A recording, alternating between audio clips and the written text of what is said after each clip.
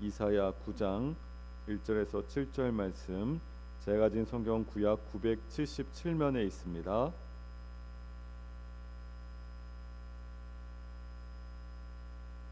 이사야 9장 1절에서 7절 말씀입니다.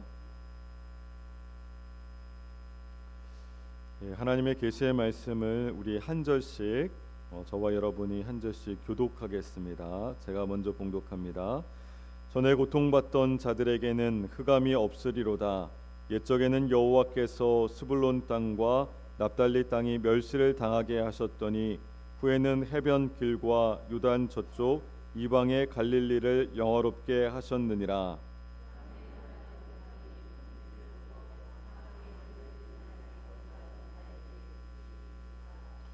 주께서 이 나라를 창성하게 하시며 그 즐거움을 더하게 하셨으므로 추수하는 즐거움과 탈취물을 나눌 때의 즐거움 같이 그들이 주 앞에서 즐거워하오니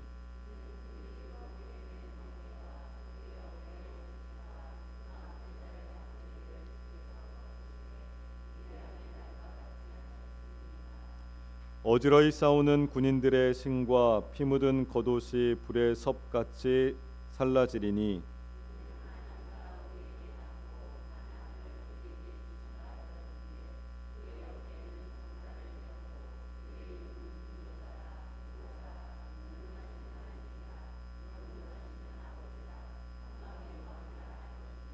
함께 있습니다. 그 정사와 평강의 더함이 무궁하며 또 다윗의 왕자와 그의 나라에 군림하여 그 나라를 굳게 세우고 지금 이후로 영원히 정의와 공의로 그것을 보존하실 것이라. 만군의 여호와의 열심히 이를 이루시리라. 아멘. 이 시간 마르다 찬양대 찬양이 있겠습니다.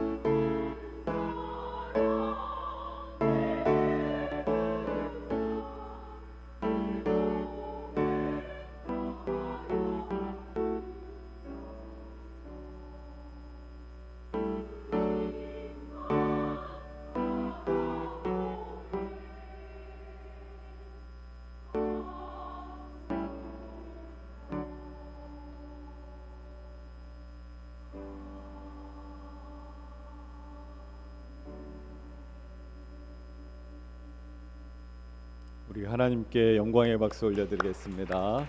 귀한 찬양 감사합니다. 여러분 오늘 수요 기도회 잘 나오셨습니다. 옆에 계신 분들한테 이렇게 인사할까요? 사랑합니다. 축복합니다. 사랑합니다. 축복합니다. 참 잘 오셨습니다. 여러분 오늘 말씀의 제목은 어둠 속에 나타난 빛, 어둠 속에 나타난 빛입니다. 혹시 제 목소리 잘 들리시나요? 제 모니터를 조금만 올려주시면 좋겠습니다. 여러분 혹시 밤에 그 전등 스위치를 어둠 가운데 찾으면서 벽을 손으로 이렇게 더듬어 보신 적 있으시지요? 예, 다 아마 한 번쯤은 있으실 겁니다. 저도 여기 사택에 이사 온 지 얼마 안 돼서 그 구조가 익숙하지가 않으니까 새벽에 일어나서 불을 켜려고 하는데 스위치가 처음에 잘 안 잡히는 거예요. 분명히 어제까지 이쯤이었던 것 같은데 잘 안 잡힙니다. 왜 어두울 때면 스위치가 그렇게 이사를 다니는 건지 잘 못 찾겠더라고요. 근데 그 순간 이제 깨달았습니다. 우리가 사람은 어둠 속에서 무뎌질 수 있는 거구나라는 것을 깨닫게 됩니다. 어둠 속에서 무뎌질 수 있구나. 그래서 우리가 어둠 속에 있을 때는 우리의 행동이 이렇게 조금은 엉성하고 어눌할 때가 있습니다. 더듬고 부딪히고 어떨 때는 넘어지고 허둥대고. 오늘 본문의 이스라엘 백성들이 바로 그런 모습이었습니다. 그런 어둠 속에서 더듬고 있는 거예요. 뭔가를 해보려고 했지만 더 어두워지는 그런 상황이었습니다. 그러나 하나님께서 그 어둠 가운데 이스라엘을 향해서 분명하게 말씀하십니다. 너희는 이제 더듬을 필요가 없단다. 이제 내가 빛을 보낸단다 라고 하나님께서 말씀하시는 거예요. 여러분, 그 빛이 누구이겠습니까? 예수님이죠. 예수 그리스도입니다. 오늘 우리가 이 이사야 9장을 통해서 말씀을 볼 때 어둠에 갇힌 우리에게 주시는 하나님의 빛, 곧 예수 그리스도의 복음에 관한 이야기를 오늘 좀 함께 나누려고 합니다. 이스라엘의 가장 어두운 땅이라고 하게 되면요, 오늘 본문 1절 2절에 나오는 바로 스불론과 납달리 지파가 살던 땅이라고 볼 수가 있습니다. 왜 그런가 하니 북쪽 국경 지역에 이 스불론과 납달리 지파가 북쪽 국경 지역에 살고 있었던 거예요. 그러니까 전쟁이 나면 어느 지파가 가장 먼저 공격당하기 쉽겠습니까? 이 납달리와 스불론 지파가 공격당하기가 쉬운 그런 취약한 곳이었습니다. 가장 버림받은 곳과 같았어요. 그런데 히브리 원문을 보게 되면 이 땅을 고통과 멸시의 땅이라고 그렇게 표현합니다. 고통과 멸시의 땅이라는 거예요. 그런데 오늘 1절 말씀에 보게 되면 이 스불론과 납달리 가장 취약하고 가장 별로인 이 지역을 뭐라고 말씀하냐면 옛적에는 멸시를 당하게 하셨더니 후에는 영화롭게 하셨다라고 그렇게 말씀하고 있습니다. 옛날에는 멸시를 당했는데 지금은 어떻게 하신다고요? 영화롭게 하신다라고 그렇게 말씀하고 있어요. 이 영화롭게 하다라는 이 단어는 무겁게 하다, 무겁게 한다라는 그 말에서 나온 단어입니다. 그러니까 영화롭게 한다라고 표현되어 있지만 사실 그 원은 무겁게 하다라는 거예요. 그러니까 아주 역설적인 표현을 쓴 겁니다. 정반대의 내용을 하나님께서 지금 말씀하고 계시는 거예요. 멸시로 인해서 굉장히 무거웠던 땅입니다. 고통과 신음으로 인해서 굉장히 무거웠던 그런 지역이었고 그런 인생이었고 삶이었어요. 그런데 이제 무엇이 무거운 땅이 됩니까? 영광의 무거운 땅이 된다는 거예요. 사실은 고통과 아픔과 슬픔이 있었던 그런 무거운 땅, 그 짐이 무거운 땅이었는데 이제는 그것이 아니라 영광의 무거움이 있는 땅이 된다라고 그렇게 말씀하고 있습니다. 그래서 하나님께서는 멸시받은 자를 있는 그대로 이제는 영광 받은 자로 바꿔주시는 분이시라는 겁니다. 하나님이 그런 분이시라는 거예요. 여러분, 이것이 바로 하나님의 방식입니다.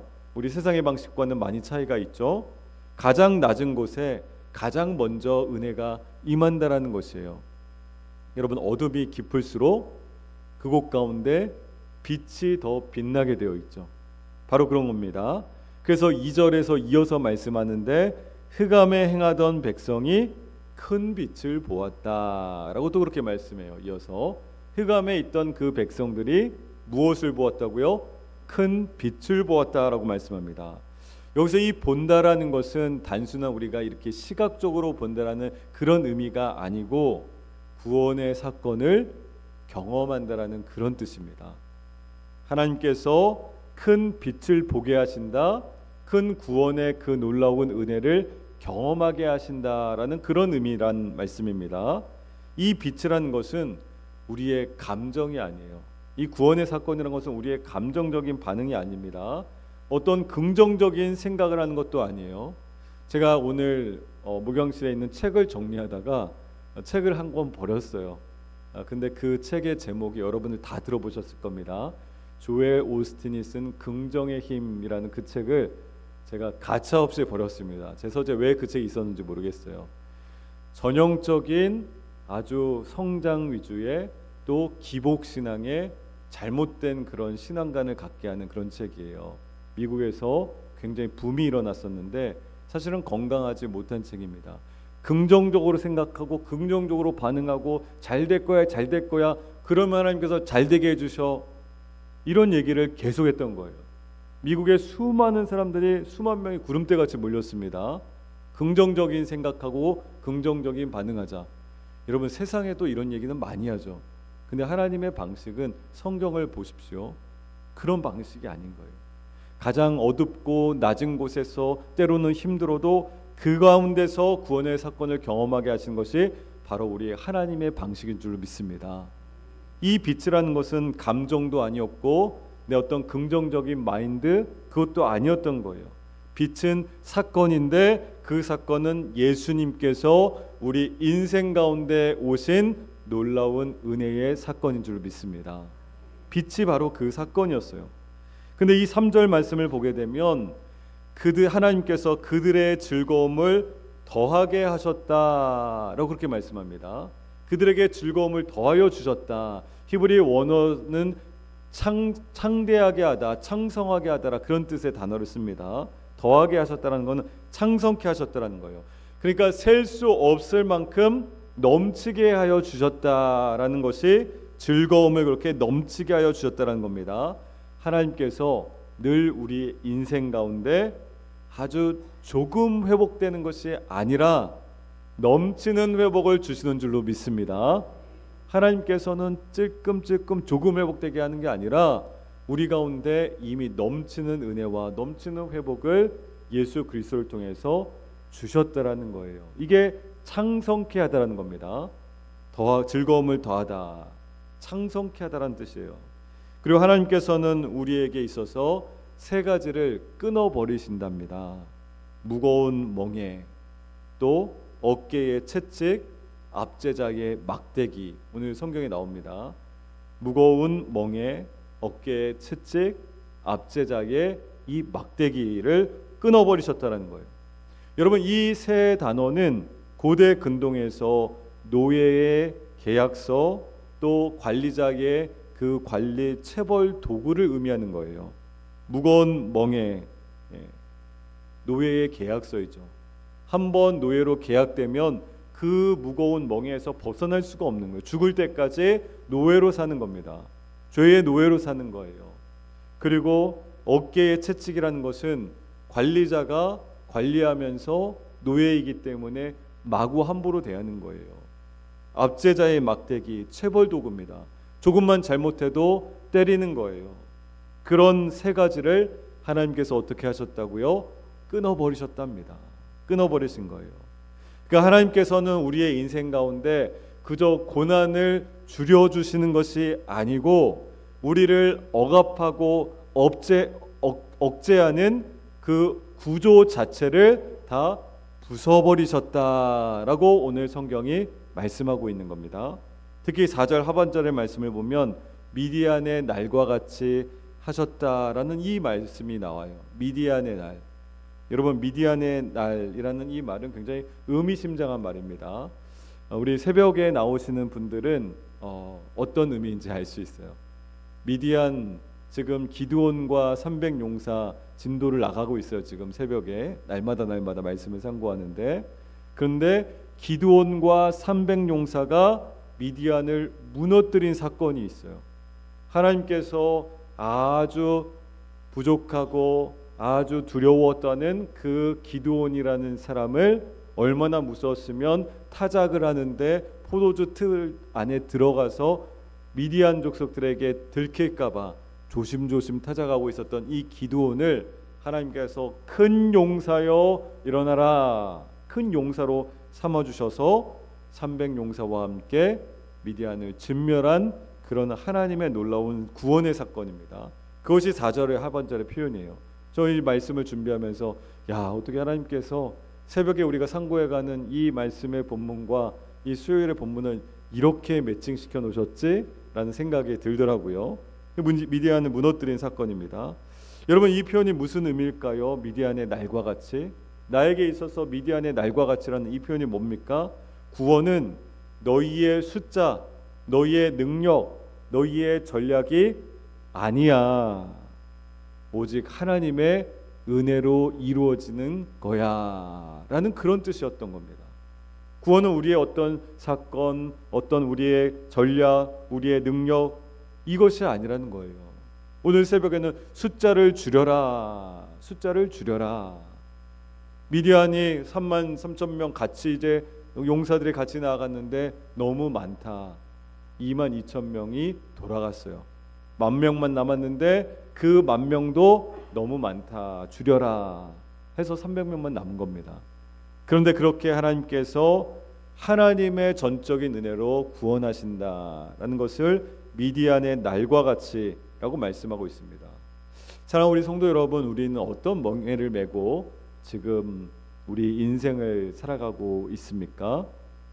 우리가 살면서 여러 비교하는 멍에들에 참 많이 매이는 것 같아요. 왜 저 사람은 저렇게 건강한데 나는 건강하지 못한 거야? 왜 저 사람은 저렇게 생활적으로 여유가 있는데 나는 그렇지 못한 거야? 비교를 굉장히 많이 합니다. 또 회사나 아니면 심지어 교회에서도 인정받기 위한 멍에에 매이는 경우들이 참 많습니다. 그럼 알아주기를 원하는 거예요. 또 실패에 대한 두려움의 멍에도 있습니다. 뭘 하면 실패할까 봐 항상 두려운 거예요. 완벽해야 한다는 멍에도 있습니다. 반복되는 죄책감의 멍에도 있어요. 또 질병의 멍에도 있습니다. 여러 그런 멍에들이 우리의 인생 가운데 있는데 예수님께서 그 멍에를 어떻게 하셨다는 거요? 다 끊어버리신 줄 믿습니다. 주님께서 이미 우리에게 구원의 사건을 허락하셨다는 것은 그런 멍에들을 다 주님께서 끊으시는 분이라는 거예요. 우리가 다시는 종처럼 노예처럼 살지 않아도 괜찮다라는 겁니다. 어둠 속의 진짜 빛은 멍에를 이미 무너뜨려 버린 줄로 믿습니다. 예수님의 빛은 항상 우리를 자유케 하는 빛인 거예요. 우리를 멍에 가운데 아니면 짓눌리는 그런 멍에를 우리에게 주시는 분이 아니라는 겁니다. 그래서 이제 오늘 이사야 9장의 정점이 나오는데 바로 6절 말씀입니다. 우리 이사야 9장 6절 말씀을 우리 다시 한번 한 목소리로 함께 읽어보겠습니다. 이는 한 아기가 우리에게 낳고 한 아들을 우리에게 주신 바 되었는데 그의 어깨에는 정사를 메었고 그의 이름은 기묘자라 모사라 전능하신 하나님이라 영존하시는 아버지라 평강의 왕이라 할 것임이라. 아멘. 한 아기가 우리에게 낳는데 한 아들을 우리에게 주셨다라고 그렇게 말씀하고 있어요. 오늘 읽은 말씀 보면 여러분, 한 아기 우리에게 주신 그 한 아들은 예수 그리스도 빛을 얘기한다고 했습니다. 그런데 이 어둠 속에 이 빛이라는 것은 어떤 우리가 살아가면서 뛰어난 생각, 뛰어난 철학을 통해서 오지 않습니다. 빛이라는 것은 감정적인 반응으로 오는 것도 아닙니다. 빛은 오직 성육신으로 오신 거예요. 예수님께서 뭐하러 이 땅 가운데 인간의 몸을 입고 오셨겠습니까? 우리와 똑같은 종의 형체를 가지사 우리의 모든 상황들을 다 아시고 이제 우리를 멍에에서 자유케 하시기 위해서 주님께서 성육신하신 거예요. 그래서 주님께서 우리의 체질을 너무너무 잘 아시는 거예요. 우리를 이해하시는 분, 예수님보다 더 나를 잘 이해해 주는 그런 대상이 있습니까? 그런 존재가 있습니까? 없어요. 없습니다. 그래서 우리가 주님께 아뢰일 수 있고 오늘 이렇게 수요일 주님 앞에 나와서 엎드려 기도할 수 있는 겁니다. 주님께서 우리 가운데 성육신하셨다는 거예요.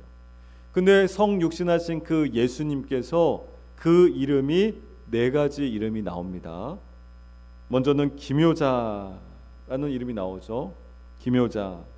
기묘자라는 것은 영어로는 원더풀 카운슬러, 아주 뛰어난 상담자라고 할 수가 있는데, 이 기묘하다라는 것은 하나님의 초자연적인 행위를 나타낼 때, 표현할 때만 사용합니다. 기묘하다, 기묘자라는 거예요. 예수님께서 단순히 그냥 좋은 조언자가 아닙니다. 그분은 하나님께서 하실 수 있는, 하나님만 할 수 있는 그런 놀라운 구원의 은혜를 베푸시는 분입니다. 어떻게 하십니까? 우리의 인생 가운데 주님께서 오셔서 우리를 만져주시면 치유와 회복이 우리의 삶의 현장 가운데 반드시 일어나는 줄 믿습니다. 주님의 역사예요. 여러분, 제가 그 학교에서 이제 신학대학원 졸업하고 나서 또 일반 대학원에서 제가 상담으로 학위를 했거든요. 이제 공부를 하는데, 이제 공부를 하면서 느끼는 것은 많은 사람들이 대부분의 정신병이 다 있어요. 상담학에서는 대부분 이제 크고 작은 정신병 질환들이 다 있습니다. 그 드러나지 않을 뿐이에요. 그리고 많은 사람들이 크고 작지만 현대인들이 우울증과 스트레스 굉장히 심합니다. 아마 우리 성도들 가운데서도 우울증으로 때로는 힘들어하는 분들이 있어요. 뭐 목회자들도 우울증이 있습니다.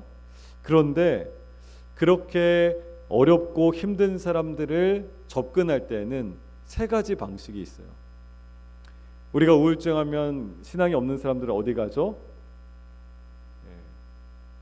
정신의학과 가죠. 그걸 가면 거기서는 병리적으로 접근하는 거예요. 약을 사용하는데 이 약이 우리의 뇌에 어떻게 반응하는지 그 반응을 보면서 조절해 갑니다. 이 병리적인 접근이에요. 또 한 가지는 상담적인 접근이 있어요. 그 사람의 마음을 좀 이렇게 만져주고 그 사람의 고충을 들어주고, 그렇게 상담적인 접근 방법이 있어요. 그런데 정말 놀라운 방법이 있습니다. 놀라운 방법은 신앙적으로 접근하는데 예수님께서 그 마음을 터치해 주시면요, 만져주시면 그 사람의 그 어렵고 힘들었던 세월의 그 짐과 무게들이 눈 녹듯이 사라지는 줄 믿습니다. 다른 방법들도 나쁘다는 건 아닙니다. 필요합니다. 그런데 예수님께서 진정한 우리의 치유자, 진정한 우리의 상담자, 진정한 우리의 회복자가 되어주실 때 초자연적인 능력이 나타난다는 거예요. 그래서 기묘자라고 이렇게 말씀합니다. 또 예수님은 전능하신 하나님이시다. 영어로는 mighty God 그렇게 표현합니다. 히브리어는 기보르라는 단어인데 이건 전쟁 용어예요. 예수님께서 아기이시지만 우리를 위해서 싸우시는 용사라는 거예요. 주님께서는 힘 있는 용사라는 겁니다. 십자가에서 패배한 것처럼 보였어요.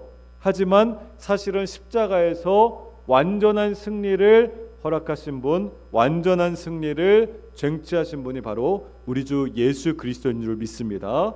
그래서 그 패배가 십자가의 패배처럼 보였지만 예수님께서 십자가에서 운명하셨을 때 어둠의 세력들은 자기들이 승리한 것처럼 그렇게 기뻐 날뛰었겠지만 사실은 주님께서 승리하신 십자가의 사건이었고 그 승리가 우리의 승리가 된 줄로 믿습니다. 이것이 전능하신 하나님이라는 것이에요. 주님께서 승리하시는 하나님, 우리를 승리케 하시는 하나님, 그 주님의 이름입니다. 그리고 영존하시는 아버지, 영어로는 everlasting Father 이렇게 얘기할 수 있는데 영존하신 영원하신 아버지, 여기에서 이제 이 아버지라는 것은 삼위일체에서의 성부 아버지를 얘기하는 그런 의미가 아닙니다. 여기서는 백성을 영원히 보호하는 아버지와 같은 왕이라는 뜻이에요. 왕, 통치자라는 뜻입니다. 여러분, 우리를 버렸다가 다시 찾으시는 분이 아닙니다. 주님께서는 우리를 한번 품으시면 영원히 놓지 않으시는 우리의 왕이 되신 줄 믿습니다. 아버지 같은 왕인 거예요. 그래서 여러분, 많은 성도님들 각 가정 가운데 목사님 우리 자녀들이 옛날에는 그렇게 교회학교 열심히 했는데 지금은 신앙생활 안 해요. 엄청 그런 기도 제목 많이 듣죠. 아마 여러분들 각 가정에도 있을 수 있어요. 그런데 확실한 것은 하나님께서 한번 찍은 하나님의 자녀는 포기해요? 아니면 돌아오게 해요? 반드시 돌아오는 줄 믿습니다. 반드시 돌아오는 거예요. 그렇기 때문에 우리가 그 자녀를 하나님께 올려드리면서 기도할 때도 조급하지 않아도 되는 겁니다. 하나님의 때가 되면 반드시 돌아오게 되어 있어요. 제가 처음 사역할 때 청소년부 사역으로 시작했어요. 청소년부 사역하다 보면 많은 이제 그 중고등학생, 저는 이제 고등부 했는데 아이들을 만나게 됩니다. 근데 이 녀석들이 대학을 가게 되면 잠깐 방학을 하는 녀석들이 좀 있어요. 방학을 합니다. 처음에는 예배 드문드문 나오고 그 이후에 대학부 이후에 그런 셀 모임이나 이런 거 안 하고 하기 시작하더니 나중에는 어른 예배에 그냥 엄마 아빠 따라 나오기 시작하다가 나중에 그마저도 안 나오는 애들이 있어요. 그런데요, 그 아이들이 나중에 시간이 지나고 다시 대학부에 돌아오는 그런 경험들이 많습니다. 그 왜 그럴까요? 하나님께서는요, 한번 붙잡아 놓으시면 놓지 않으시는 영원한 우리의 아버지 같은 왕이신 줄 믿습니다. 그렇다면 그 자녀의 삶에는 누가 통치하고 계신 거예요? 하나님께서 통치하고 계신 거예요. 우리 예수님께서 그 자녀의 삶을 주관하고 계신 줄 믿습니다. 그래서 조급해하지 마시고요, 잔소리는 이제 그만. 잔소리하는 거 속된 말로 약발 하나도 없습니다. 오히려 아이들이 나중에는 귀를 막아버려요. 차라리 지난번에 제가 말씀드린 적 있지만 잔소리보다는 우리 엄마가 왜 요즘에는 얘기를 안 하실까 궁금해할 정도로 아무 소리 안 하다가 지나가면서 아들 기도하고 있어. 끝. 더 이상 아무 얘기하지 마세요. 하나님께서 반드시 영원한 아버지의 통치하심 가운데 돌아오게 하신 줄 믿습니다. 마지막 한 가지 더 주님의 이름이 있다면 평강의 왕입니다. Prince of Peace. 평강의 왕이에요. 여러분, 이 샬롬이라는 것은 평강, 샬롬이라는 것은요, 어떤 문제가 없다라는 그런 뜻이 아닙니다. 저나 여러분들이나 인생 가운데 아무 문제 없는 분들 있어요? 여러분, 목사도 문제가 있어요. 제가 풀어나가야 할 문제들이 있습니다. 해결해야 할 문제들이 있어요. 항상 또 산더미같이 산적되어 있습니다. 여러분 인생 가운데, 여러분들 가정 가운데, 여러분들 직장 가운데, 여러분들 자녀 가운데 다 문제가 있어요. 그 문제가 하나도 없는 것이 샬롬이 아니라는 말씀이에요. 오히려 문제가 있지만 그 가운데서 관계의 회복을 명하시는 것이 바로 샬롬, 평강의 왕 되신 우리 주님이신 줄 믿습니다. 예수님께서는요, 하나님과 우리 사이의 이 관계를 회복시켜 주시는 분입니다. 이것이 모든 것의 결론이 7절 말씀에 만군의 여호와의 열심히 이를 이루시리라 그렇게 말씀하고 있어요. 회복시켜 주시는 분, 하나님 안에서 막힌 담을 허물어 주시는 분, 바로 평강의 왕께서 만군의 여호와의 열심을 통해서 이 모든 것들을 이루신다라는 겁니다. 여러분, 이것이 복음의 핵심인 거예요. 우리가 이룬 것이 아니라 무엇으로 이룬다고 한번 따라 하실까요? 하나님의 열심. 하나님의 열심으로 이 모든 것들을 이루어 주신다라는 거예요. 이게 예수님에 대한 오늘 이사야서 말씀에 나온 주님에 대한 말씀이고 복음이었던 겁니다. 참 놀랍죠. 한참 전에 구약의 이사야서에 예수님에 대한 이런 자세한 내용들이 이미 기록되어 있었던 겁니다. 사랑하는 우리 성도 여러분들, 혹시 아침에 햇빛이 창문을 통해서 들어오는 것, 그거를 보지 못하는 날이 있을 수도 있는데 어떻게 하면 아침에 햇살이 들어오는 것을 안 볼 수가 있을까요? 뭘 쳐놓으면 돼요? 커튼을 쳐놓으면 되죠. 커튼을 쳐놓으면 햇빛이 들어오는 것을 보지 못합니다. 근데 분명히 밖에 빛은 비추고 있는 거예요. 비추고 있습니다. 근데 내가 커튼을 열지 않은 것이죠. 여러분, 우리의 신앙이 바로 그렇다는 거예요. 빛이 멀리 있는 것이 아닙니다. 빛 대신 예수님께서 멀리 있는 것이 아니에요. 빛은 항상 나를 비추고 있어요. 예수님은 항상 나를 비추고 있습니다. 예수님은 이미 우리의 가정 가운데, 우리의 교회 가운데 오신 분인 줄로 믿습니다. 그럼 지금도 우리를 비추고 계신 거예요. 주님은 우리를 비추고 계십니다.